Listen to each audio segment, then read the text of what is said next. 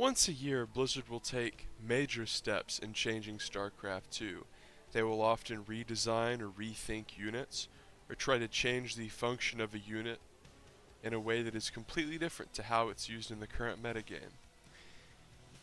Although they do make patches throughout the year, Blizzard waits until the very end of the year after BlizzCon to make this major patch. The patch with all these huge changes that frankly really just turn the game on its head. And it's so severe that they introduce a test map for it. I've been playing this test map for the last few weeks, and I am ready to talk about the changes and give my thoughts. So let's jump right into it. Terran, the battlecruiser. They are buffing the battlecruiser, and the main way they're doing that is making it where it can shoot while it moves. Now, if you don't use the battlecruiser, if you play Zerg or Toss, or heck, even if you just play Terran and win with Bio, battlecruiser is bad. It's sort of this clunky unit that whenever you were trying to kite units or chase units, or really just do damage while you repositioned, it couldn't shoot while it moved. And a member of the community named Joey Nice Username is the pseudonym that he goes by, Nice Username. He's a guy that makes these really cool videos that pretty much show how it looks versus how it feels, but he also does a lot of cool stuff in the map editor that actually has affected the game.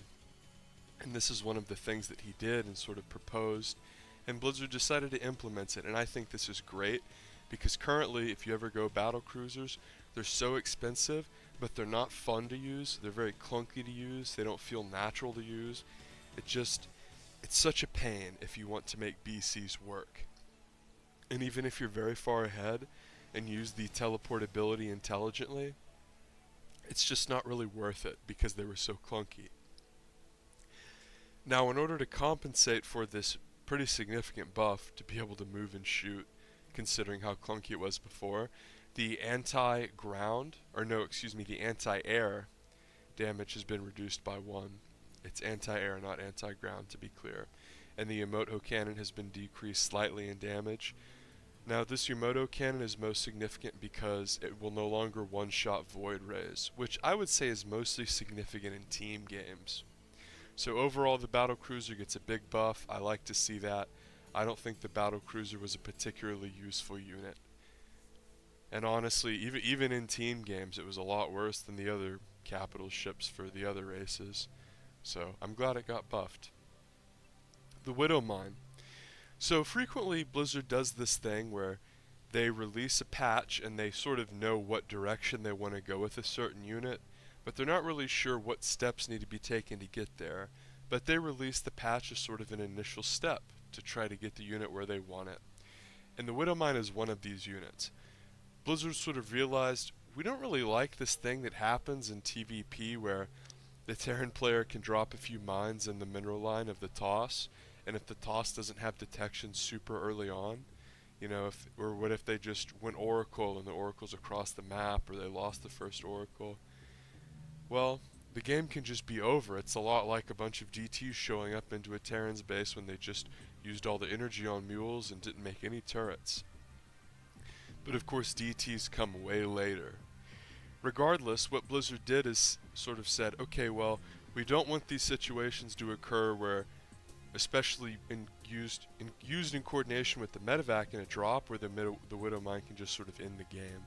So they made it where you could produce the Widow Mine much more quickly, but whenever the Widow Mine went off, it wasn't invisible. So essentially it just became really easy to clean up.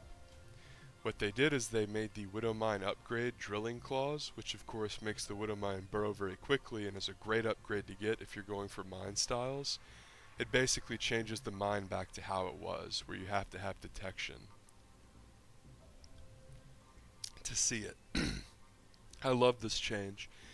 First of all, I think that you will see throughout these changes, Blizzard is making an effort to try to push Terran vs. Zerg to go back to Bio Mine against Mutiling Baneling. I think Blizzard really realizes that this is not only one of the most entertaining styles to watch, but it's one of the styles that takes the most skill to play.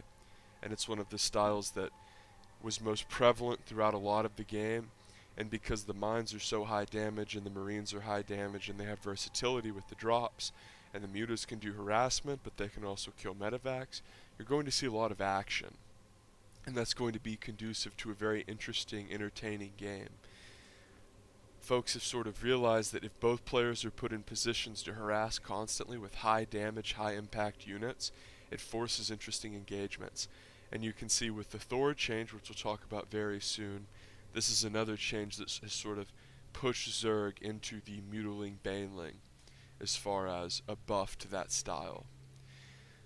A few things to note here before we move on with the Widow Mine. They're really trying to do this to make it used in TVZ, like I said. And what you're going to see here is if people do this, they're probably going to just make a second factory, maybe around the time that they put their starport down, make a tech lab, get drilling claws, and then they're either going to make Thors or tanks out of the tech lab one while they double pump Widow Mines out of the reactor factory.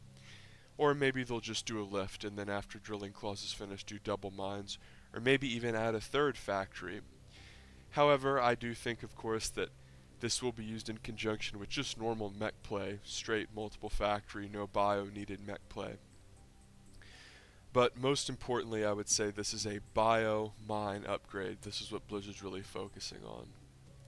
And I don't think this play is going to make these builds where, like, no one's going to do a build where they get a tech lab factory and rush this drilling claws upgrade and then do a quick mine drop on you. That's not going to happen. The Cyclone's getting nerfed. Very simply, the armor is reduced from 1 to 0. I love this change. And there's a good rule of thumb that I have. It's that if I play with something and I win with it and it's not fun, and when I play against that thing and lose to it, it's not fun, that probably means it needs to be changed. And if you're curious, I play all 3 races pretty much equally.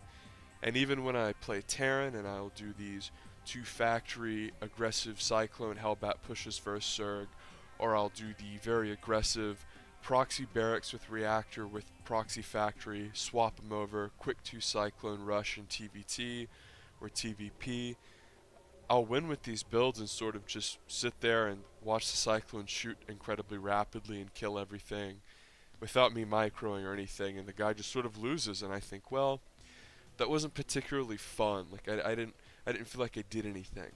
If I go for a bio style, frequently the way that I control my medevacs as far as my ability to micro multiple drops or not lose drops even if they have an active unit on the table, like a Viking or Blink Stalkers.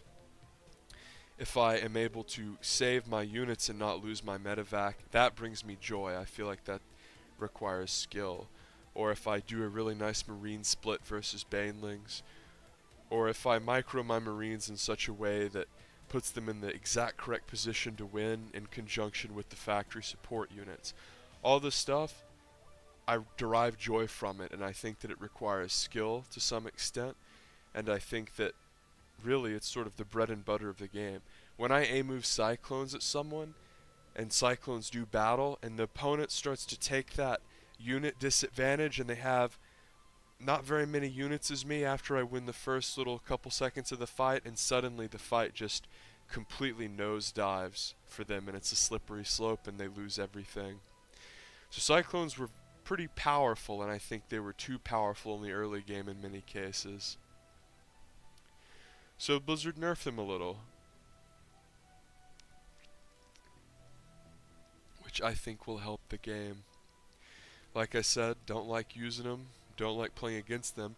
They were very strong against Toss if you weren't careful, like if you were trying to these sort of few unit Stargate openers, man, a couple Cyclones were just brutal.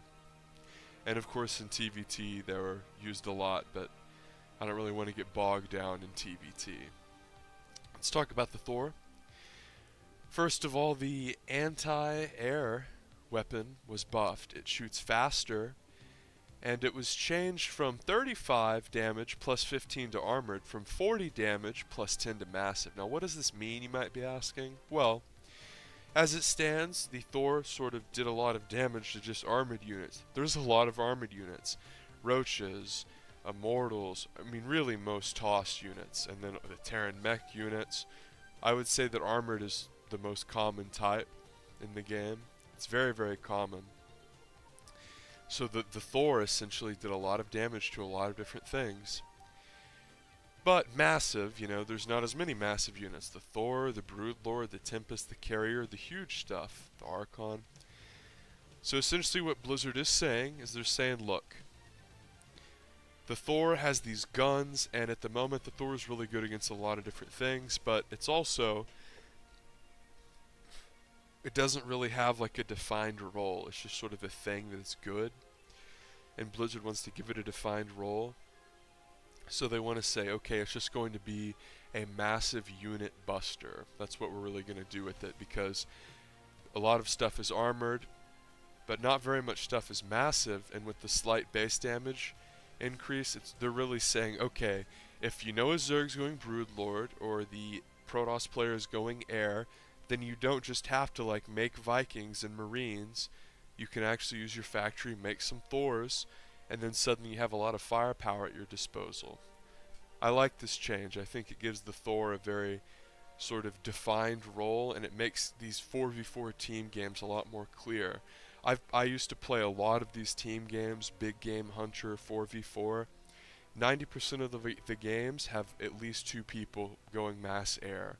And that's to be expected just because of the way mass air is, and it's a pretty easy strategy to execute that new players try, and it's fun to do, to max out and just kill everything with Void Rays if you're new to the game.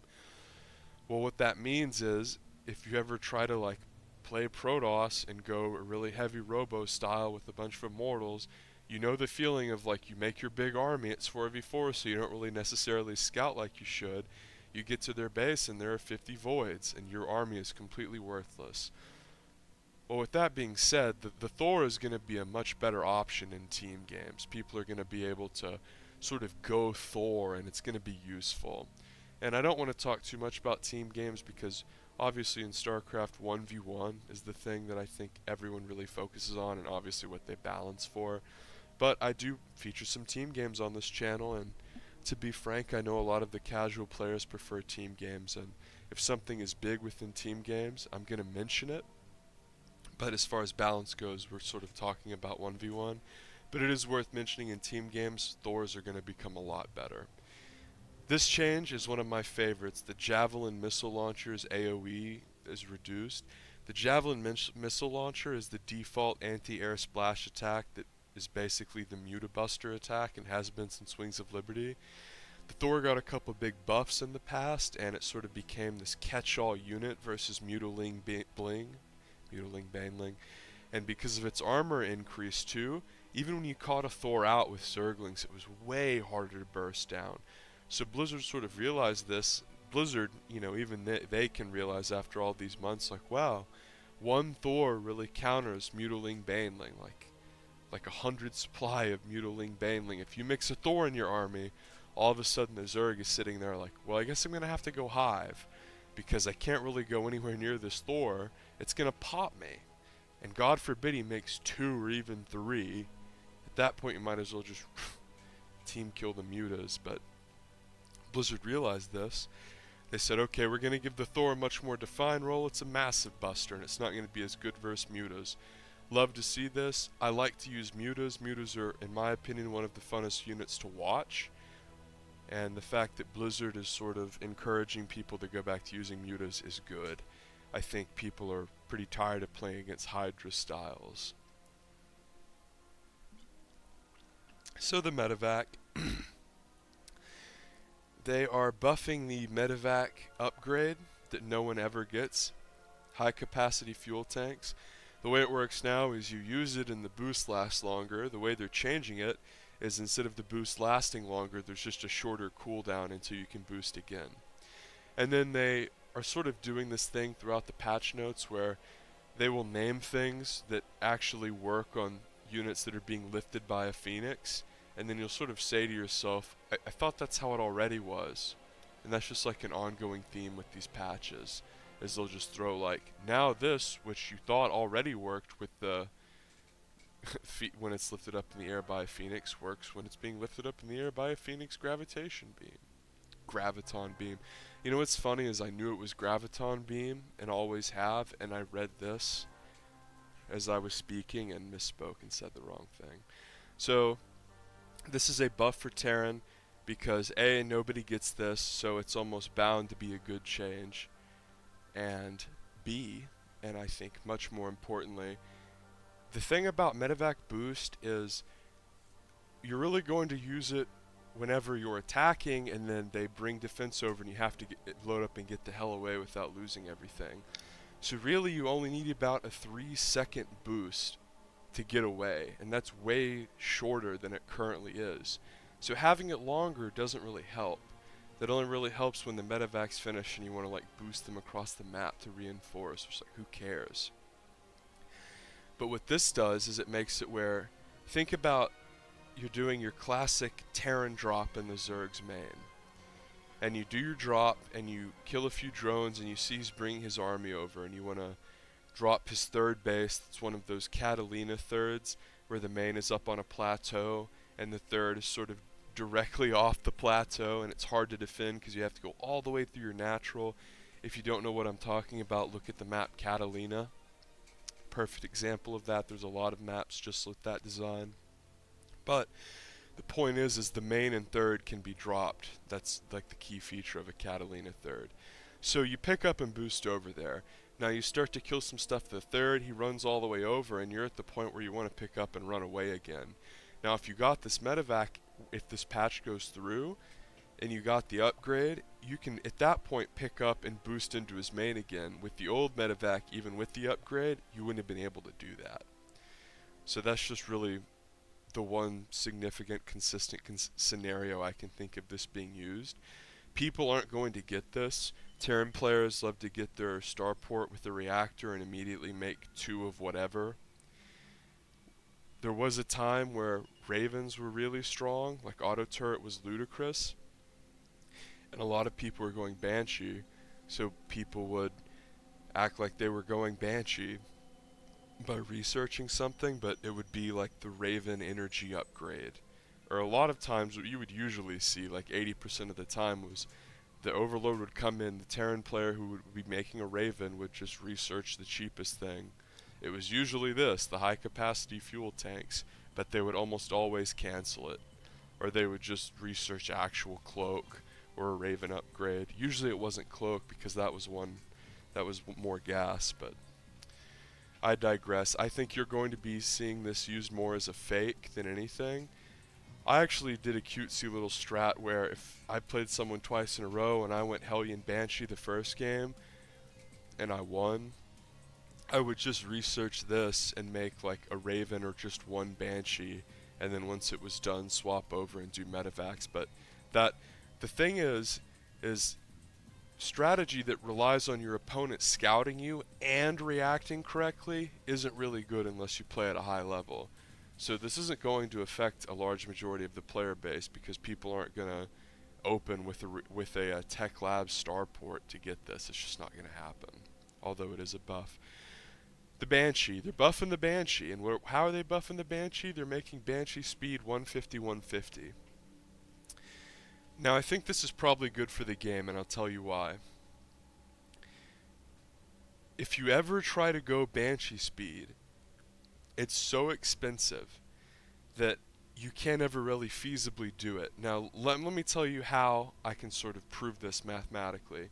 If I do a 2-star port Banshee build, your classic, 2-port Banshee, maybe even proxy, take my gases super early, I cut everything, I don't make extra Marines, I don't make any add-ons for my factory or my barracks, I don't mess with like upgrades or mines or anything, I save all my gas, and I want what my plan is I want to get 2 Banshees and the Banshee speed upgrade and Banshee cloak all at once. It's almost impossible.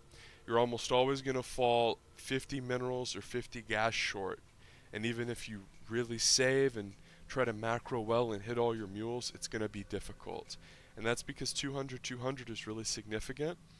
And at the time in the game with which the Banshee speed can become something that really garners you a huge advantage, sort of in the mid game, people don't really afford that. Or because they have to go 2-starport is the real issue too. You either have to be committed to 2-starport and research them both, or research cloak and then research speed. But the thing is, if you're only producing out of one, then you probably have like 3 or 4 Banshees.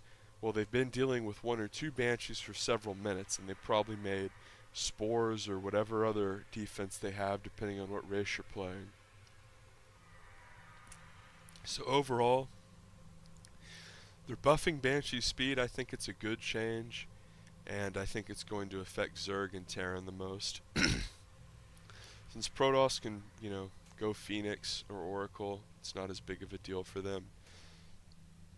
In Terran, of course, you got Raven and Viking, and the turrets are a bigger part of that matchup. But I like the change. The Raven, this one's very bizarre. The Raven, like the Widowmine, Blizzard sort of knew where they wanted to end up but didn't know how they wanted to get there. So one of the changes that they've made was just sort of nerfing the Seeker missile over and over and over, because they knew that they didn't like the strategy that players like Avillo and Ketrock popularized, where you just pretty much said, screw everything, I'm not going to attack, I'm going to expand very slowly and very safely and just try to hide behind tanks until I can max out on a Raven. Then the Raven counters everything because it had point defense drones, so you could pretty much control any engagement, whether it be offensive or defensive. You could harass because they were detectors, and you had auto turret, which got buffed like 15 times. And then of course Seeker missile could be spammed to win any engagement. Blizzard thought that was retarded, but they couldn't figure out how to fix it. Now eventually they came to the conclusion that they actually wanted the Raven to be more of a spellcaster and not like the best late game unit. So they nerfed the missile over and over and over, eventually to the point where it was at now, where it did only 15 damage and it did an armor debuff, but even then people would still mass it and spam the missile. So now they're just making it where the missile doesn't do any damage, 0, but it reduces shields and it shreds armor. And of course, it always shredded armor, but that's really the crux of the issue now. All it does is shred armor. And it also messes with shields, which is cool, because I think Blizzard, one of the things that they can do to help balance is they'll make certain things do plus damage to shields, because it makes it where it doesn't screw with the other matchups, it only affects one. The Raven is a funny unit because you either see like 20 of them or none of them. I'm sure Zerg players sort of, especially if they off-race Terran, sort of ask themselves like, so why don't Terrans make these more? Not like I said, it's either 0 or 20, and I'm not talking about the rare player who just tries to mass them. I mean, with the initial set of Hellions or the first push out, why don't Terrans just do a swaparoo, make one Raven, and kill all the creep for free? It also gives them some utility. Terran players are aware of how good mules are, and they'll frequently tell you, well, I can't scan his base because then I don't have mules. But they'll waste 10 scans clearing creep when they could get it all for free with the Raven. So Blizzard sort of buffed the Raven over and over and over to the point where they made the auto turret ludicrous. I remember after I want to say it was after the second or third time the auto turret was buffed, getting harassed by it. Instead of going Banshees, people would just go Tech Lab Starport, make one Raven, and then run over and drop a turret in your mineral line. The turret got dropped off, and I was sort of thinking oh, it's not going to last long, I don't need to pull, it won't do much damage. The thing had obliterated 6 drones almost before I could blink. They had buffed it so much, and they scaled that way back, but Blizzard has definitely been tinkering with the Raven for a long time, and bizarrely, they want Terran players, I feel like, just to have to make one a game. That's what they want to do, is always encourage Terran players, alright, well, we want them to sort of bring the spellcaster into their composition, but they can't get it right. Terran players either don't make any or just make a bunch of them. But this change, I think, definitely goes in the right direction. They're combining Neo-Steel frame and structure armor, which is good. Basically, Neo-Steel frame was sort of this jokish upgrade that lets you put more people in a bunker. I mean, pretty much no one got it, so and structure armor is like what it sounds. So I guess that's a good buff. Probably still really not going to see much of it. Zerg. Zergling and Hydralisk. The unburrow speed is being significantly reduced, aka if you burrow a bunch of lings and set a trap and unburrow them, they don't take forever and a day to be able to attack anymore. You can actually ambush people with burrow plays. Great move. Should have been done a long time ago. Burrow is one of the most wildly underutilized things by Zerg, and I feel like a lot of non-Zerg players, if they get beat by Burrow, say like, Jesus, that was ridiculous, why don't more Zergs do that? It's because so many of the units are clunky and worthless, and it's because different keys have to be used for Burrow now, and let me explain. So if I have 20 roaches and half are burrowed and half aren't, and I select them all, they're going to all have the same key for burrow. So if I hit R for burrow, half of them are going to do their thing, and then after that I can get them to all be coordinated. With this patch, we're about to see it, Blizzard has now made it where there are two different keys. So if I select my 20 roaches, half burrowed, half unburrowed, what's going to happen is I'm going to be able to hit like, you know, U or whatever to unburrow and then R to burrow. So burrow is actually going to be way more microable. Because the way it was before, if you've never dealt with it, it's hard to explain. But it's just so clunky and annoying to use. If you're trying to set up burrow traps, your hotkeys are always getting screwed up, and anytime you want them to do one thing, they do the other. And then as they're moving, you're trying to just control click only the burrowed units, but you can't because they're underneath. It's just a nightmare. So we'll get down to the change where, I mean, it's really simple. It's just burrow is two different keys. Great change. So ignore this. They wanted to decrease the Hydra's health, but they sort of did a second little patch notes here. And we're going to hit these too. But they said, look, we're not going to do the health nerf. We're actually going to decrease the damage. And we're going to just make it shoot slower. And bizarrely, Blizzard sort of did this thing where they encouraged the Hydra meta and made it where all Zergs started going Hydra builds because the Mutalisk virtually became worthless, and they gutted the Infestor beyond repair. Oh, and they gutted the Swarm Host too, which was good because the Swarm Host is a terrible unit, but if you sit there and tell Zergs like, alright, yeah, this is your only option, they're gonna figure it out. I mean, that's one thing about Zerg players, is they're usually pretty resilient. And they definitely figured out how to abuse the Hydras, even after it was touched up a little bit. We are seeing now that they are going to reduce the attack speed. I don't really know how I feel about this.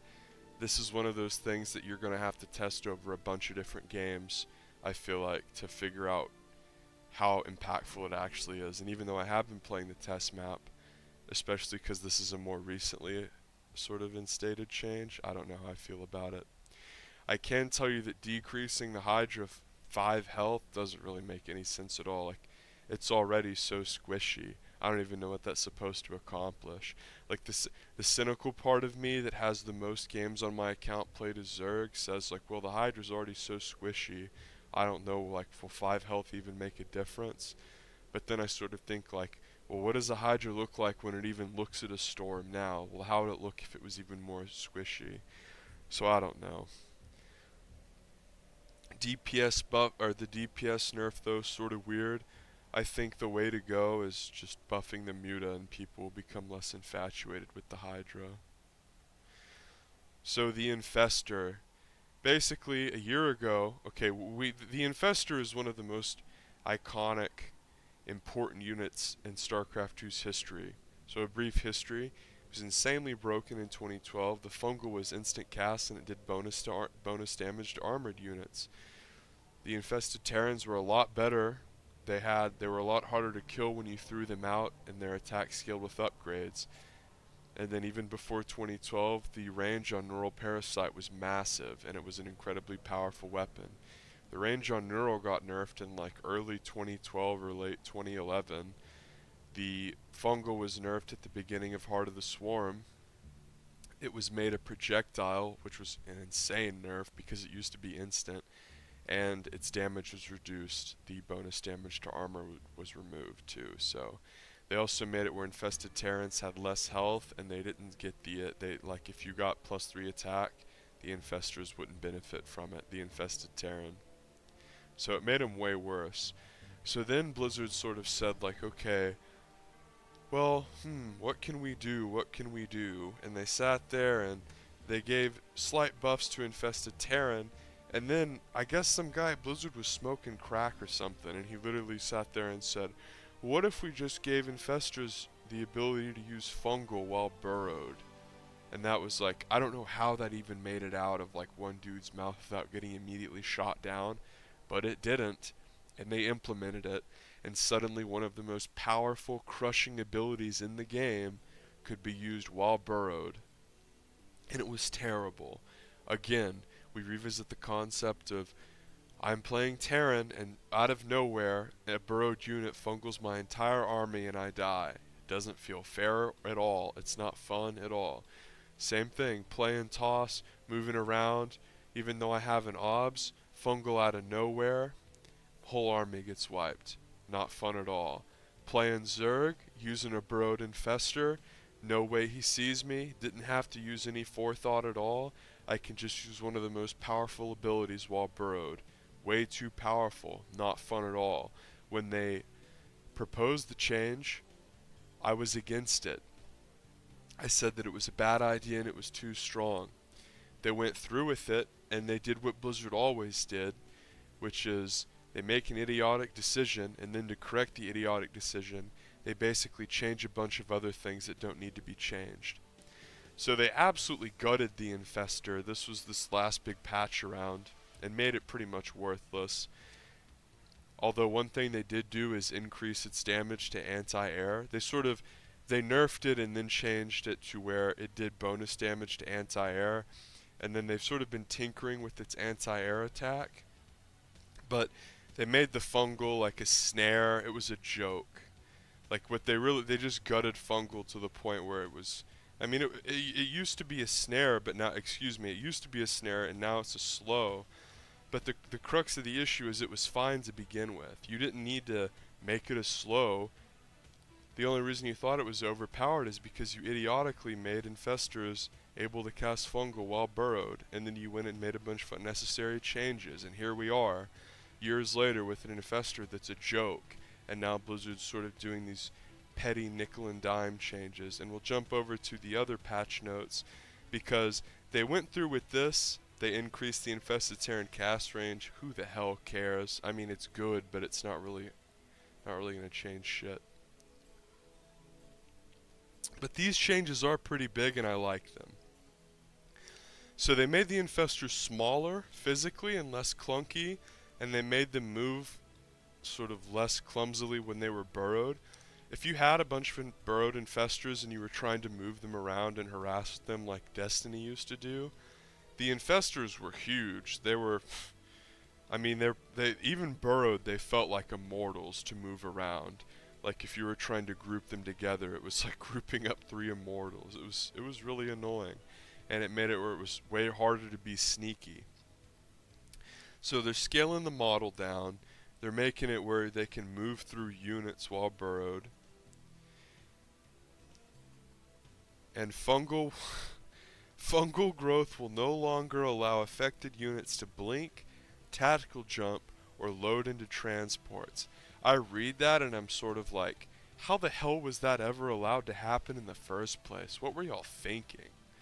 I mean, that's classic Blizzard though. They do something stupid and then they overcompensate in all the wrong ways.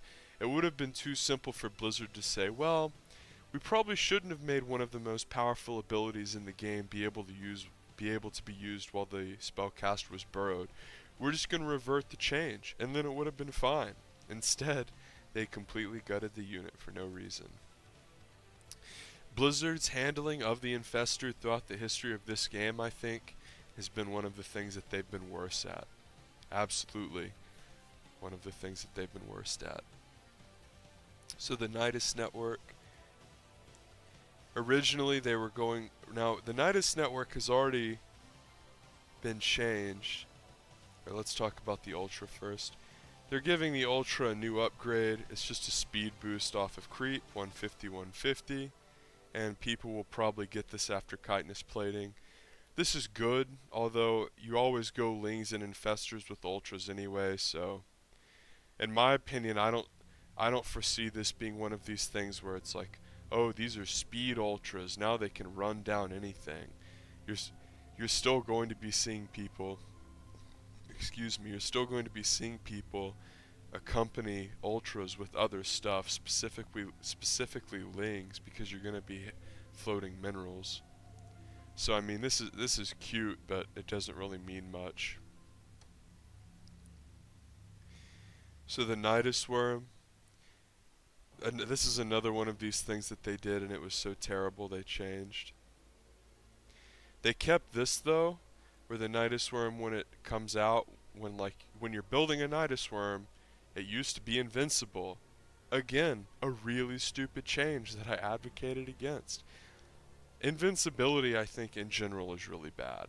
Now, the way that it was before, it was like if you even looked at a Nidus worm while building, you could kill it, and that was also bad. But Blizzard, again, like, they sort of went from one extreme to the other.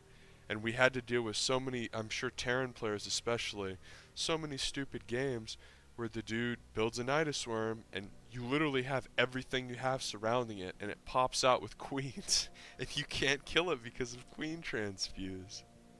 And that was one really stupid all-in that could have been addressed. And instead what Blizzard is doing is they're completely changing a lot of different things. They're gutting queen transfuse. They're really gutting the Nidus worm, which, I mean, it shouldn't be invincible. I like the fact that they changed that. But the Nidus network is going to be 150-150. Now they retardedly made it 200-250 for this. This lasted like 2 weeks. Again, I don't know how this left someone's mouth and wasn't just immediately shot down.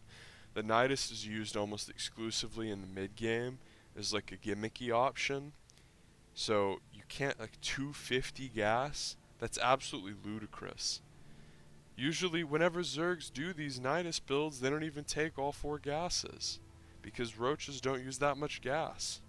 I mean, really, whenever you do those Nidus all-ins, you're spending most of your gas on all the Nidus crap. And it's just roaches and queens. Roaches are only 25 gas. Okay. So Blizzard's saying that the Nidus worm as it is really stupid. I agree, but it's like, you know, like, again, to me, this is one of these patches where Blizzard should have said 4 months ago, Invincible Nidus is stupid. Instead, it's just going to have it's just going to be high armor. Because straight up invincibility is just stupid. And it would have been that simple. But instead, some goon was like, yeah, 250. We're going to make it 250. You might as well tech to Hive. Like, forget Nidus all-ins. Okay. This is the addendum.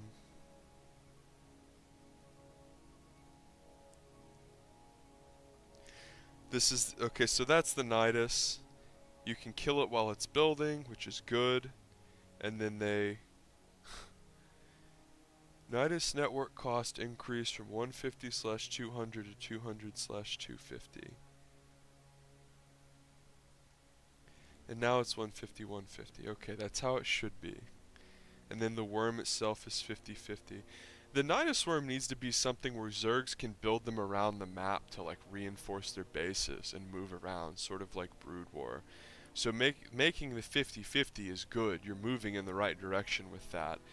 The reason that no one does that now, and it's only a gimmick thing, is because it's 100/100.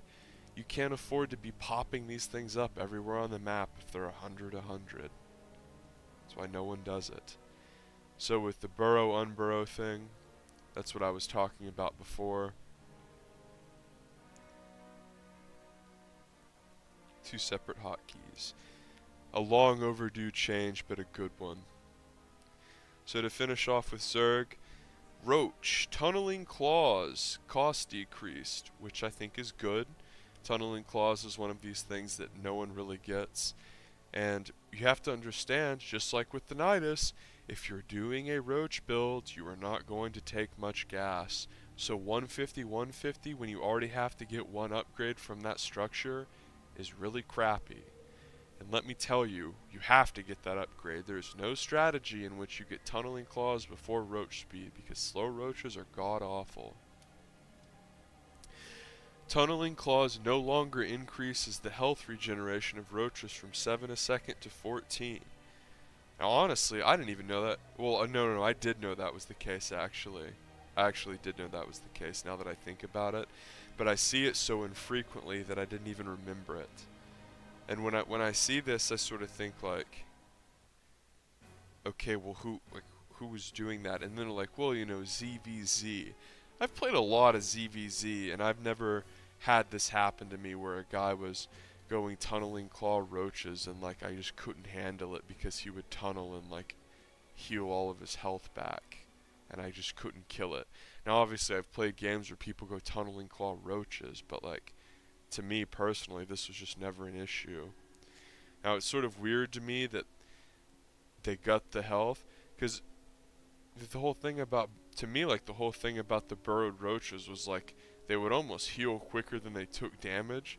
Now they're still roaches, but so what that would amount to is like if you were gonna try to sneak up on a Terran, whenever they knew you were like, okay, the Zerg's coming, he's burrowed, but I see him.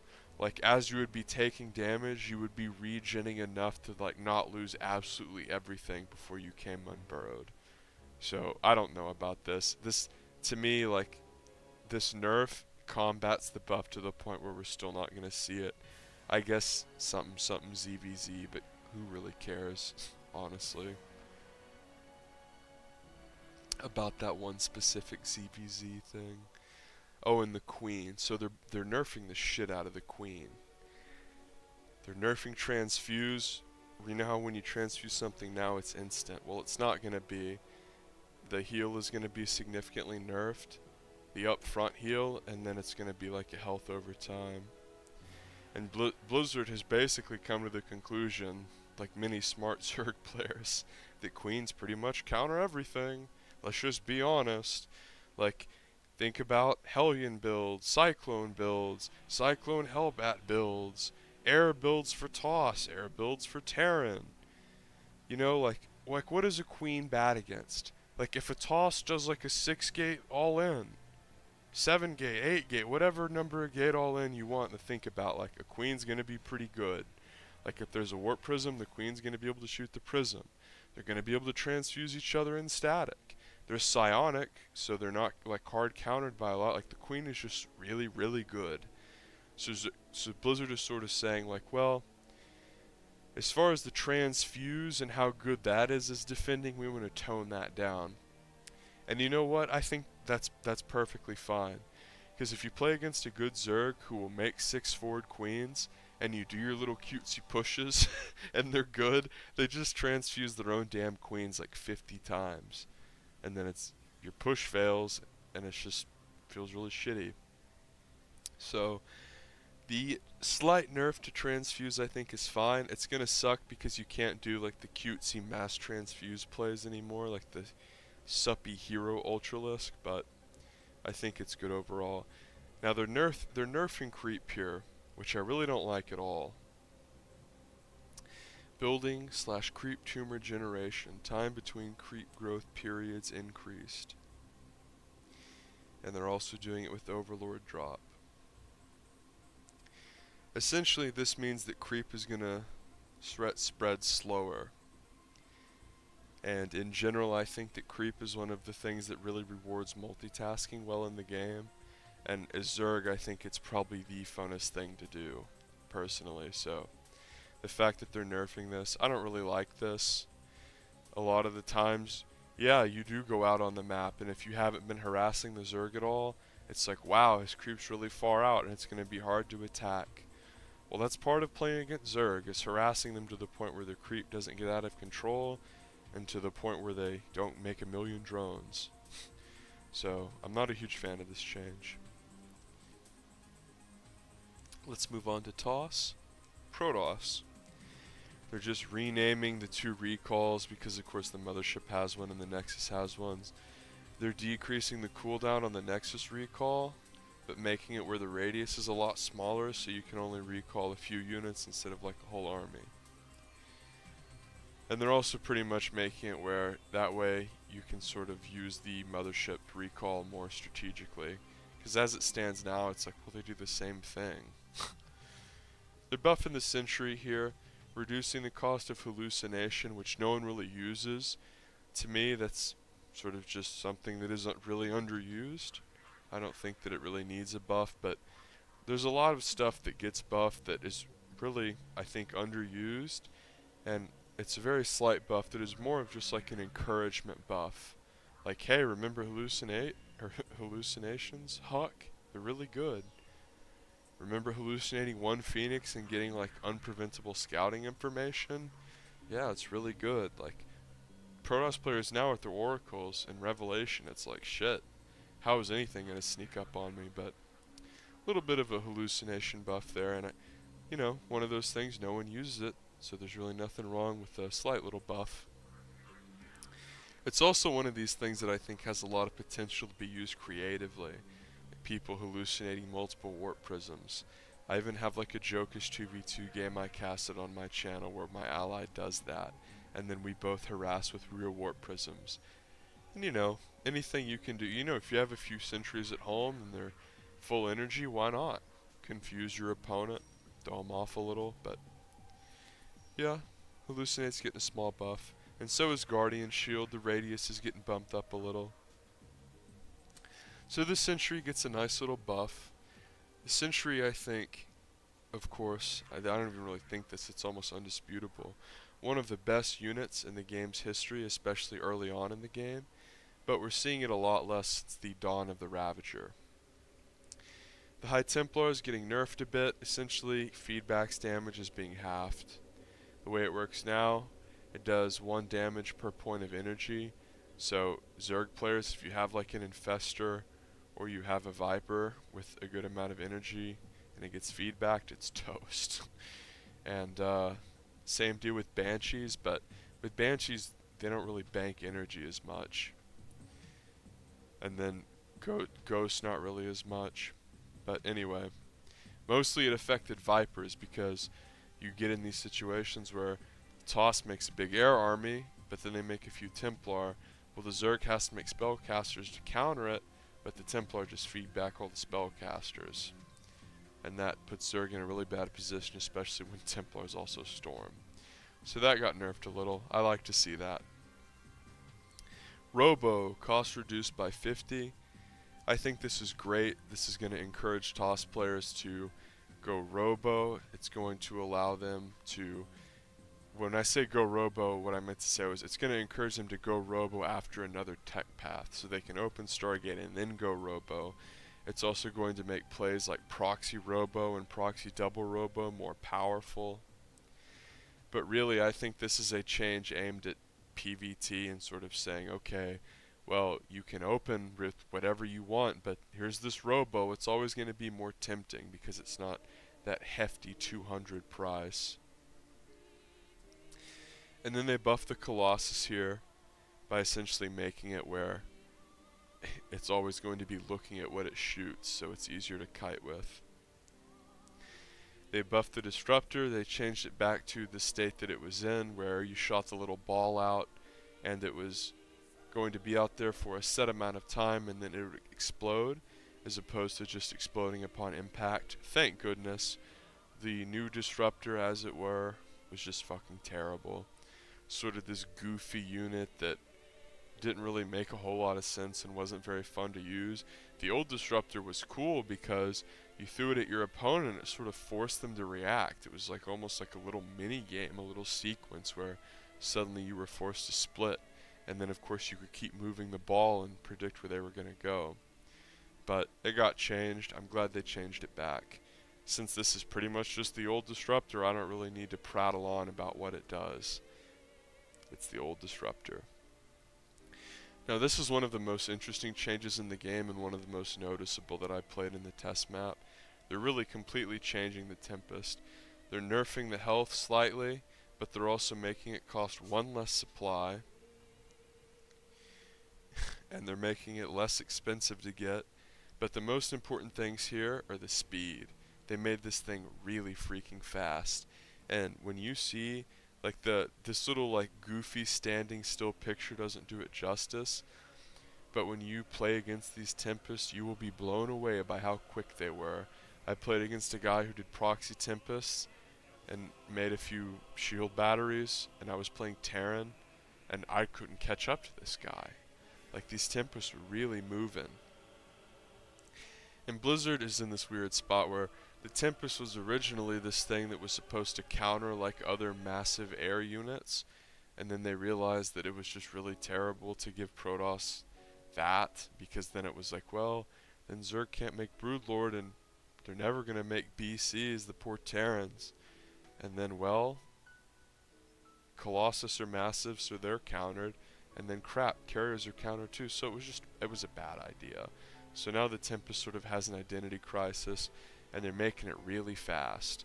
Now, if you ask me, I think they're going to end up changing this. They're going to make it less fast, and they're probably going to give it some goofy ability, maybe some like stun or AoE or a tagging or something to try to make it more useful. But when you play against this and see how quick it is, it's pretty comical. So I don't think it'll stay. They're changing the carrier. They got rid of the carrier upgrade that made it dump all of its interceptors like instantly. They're buffing the health of the carrier. They're making it build quicker. They are making interceptors build less quickly.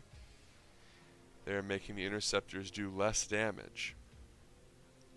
Essentially, they are making the carriers way less bursty, because as it stands, the carrier's A move, and if you have Hydras, my god, he doesn't even need Storm, they just all melt. Same if you have Marines and he has a lot of carriers, although Marines pack a bigger punch than Hydras, honestly. Plus, Marines take up way less space. A big problem with Hydras is like, they're these goofy, clunky units, and they're on the side of the map, and the carrier guy is floating off in the dead space, and none of your Hydras can do anything but attack the interceptors and die. With Marines, at least you can stem and get where you need to be a lot of the time. But yeah, they're nerfing the carrier burst damage a little bit, and weirdly sort of saying like, well, we give it more health, so it's more rewarding to micro. Yeah, I don't know about all that, but this is a slight carrier nerf, which is good. If you ask me, like, the big problem they made with the carrier was whenever they were like, alright, interceptors, 50 each to 5. And like, I'm aware that they have bumped it up from 5, but that was the real big problem, because the way you fought carriers for a long time was, it was like, well, obviously you kill the carriers if you can, but killing the interceptors is a way to sort of keep the guy's money down, and at least you're winning. If the guy runs in and kills shit with carriers, but you kill a bunch of interceptors, you know, at least you sort of got something out of it. And then for Blizzard to sit there and literally make it 10% of what it was just so absurdly idiotic that it's almost jaw-dropping. Mothership. Time Warp now does an attack speed debuff. Good for it. Without the Mothership core, the Time Warp needed a buff. Shield Battery now works on things that are being lifted. Great. Assimilator. Health and shield reduced. And they go to say, this is to keep it in line with refineries and extractors. Now, this is actually a great change. You might sort of say to yourself, well, who the hell cares about the health of an assimilator?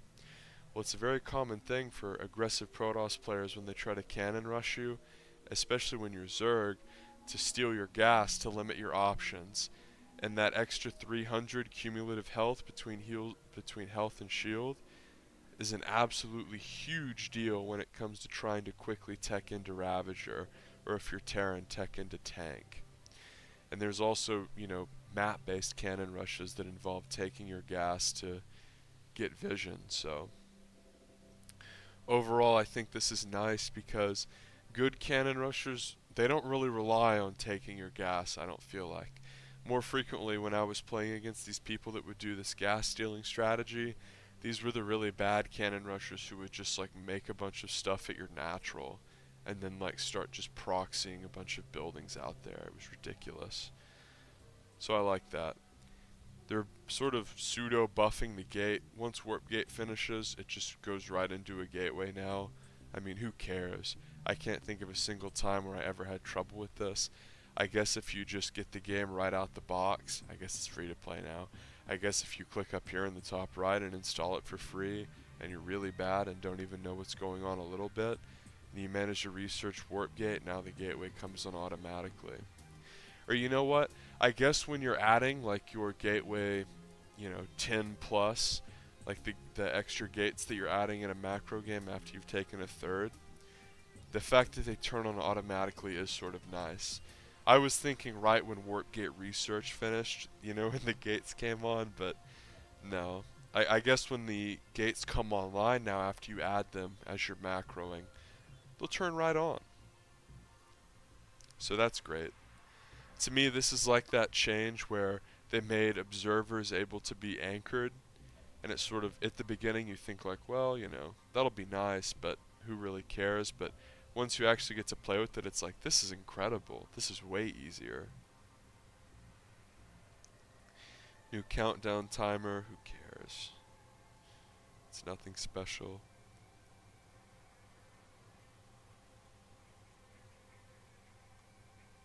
Okay, toss. They're nerfing the shield battery a bit because people keep doing these strategies where they sort of proxy a bunch of shield batteries, and very frequently it's with air units like Void Rays, where they come into your base and harass you and then retreat to all the batteries.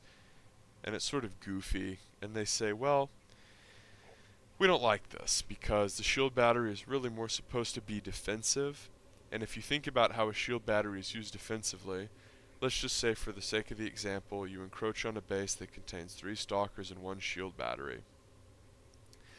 You're going to fight the stalkers, the battery is going to exhaust the shields that it gives, and then if you win the fight, you kill the stalkers and then you kill the battery, or if the stalker guy wins the fight, the shields provided during the fight help him win, and then you retreat. So the point is you're never going to be fighting the battery itself unless it's used offensively. The health and shields of the shield battery doesn't really matter unless it's used in an offensive proxy play. So this is a great change because it's not going to really affect the battery defensively. Because if someone's like wailing on your battery, it doesn't really matter anyway. Warp Prism pickup range reduced from 6 to 5. Thank God. If you look in the past, players like Puck were able to abuse people with the Warp Prism when you had to be right over units to pick them up. This took a lot of skill. Blizzard realized that being able to harass made the game more interesting to watch, so they made it where the Warp Prism could pick stuff up from a mile away. To me, this made it where A, it wasn't really rewarding to do Warp Prism micro because it was so ludicrously easy, and B, it was infuriating to play against, whether you were Terran or Zerg or Protoss. The Warp Prism being able to just pick stuff up from so far away made it really hard to catch. And frankly, it takes the risk out of the reward of doing the strategy. Like, look at high level PvZ now. If you lose your Warp Prism with 2 Archons in it, people think you're retarded. It's almost impossible. It's a joke. Like, if you lose that Warp Prism while you're doing that harass, it's almost like people look at you like something's wrong with you. How did you lose that? Because you don't have to be anywhere close to pick up the Archons. So I love this nerf. A, it's slight, so it's not like people are going to stop using the Warp Prism, but it's going to make it a little bit more difficult to use, which is good. The Void Ray. The Void Ray. Essentially, well, earlier in Legacy of the Void, we added a speed reduction to prismatic alignment to prevent Void Rays from overly pushing enemies. While we like this, we believe we want to scale it back a bit. In other words, whenever you turn on that Void Ray damage, they're slower because they don't want you to just turn that shit on and railroad people, and they made them faster. So team game players, beware, the Thor is not going to be your end-all be-all. So did I touch everything? Bug fix, who cares? None of that stuff's relevant.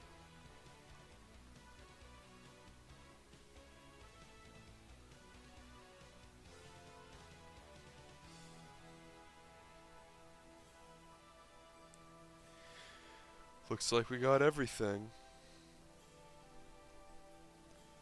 Alright, so overall I really like these changes. The Infestor buff's one of the best because they really just screwed the pooch with the Infestor with the last patch. I love the Nidus change, making the worm cheaper, but not making it invincible anymore, because that was really goofy to play against. The Hydra nerf is weird. The Raven change is good, although they're not done with the Raven. Don't ever think they will be. Like the Banshee. Medevac largely irrelevant, but cool I guess. Thor change, great. This is going to change TVZ and it's going to make it more fun to watch. Cyclone nerf, great. This is going to help TVT a lot. Widow Mine, great. They finally got the mine back with its identity, instead of it just being this goofy unit that you're supposed to mass and just let die. And the BC, probably one of my favorite changes. Shout out to nice username. And that's the video, so if you enjoyed it, make sure you comment and like.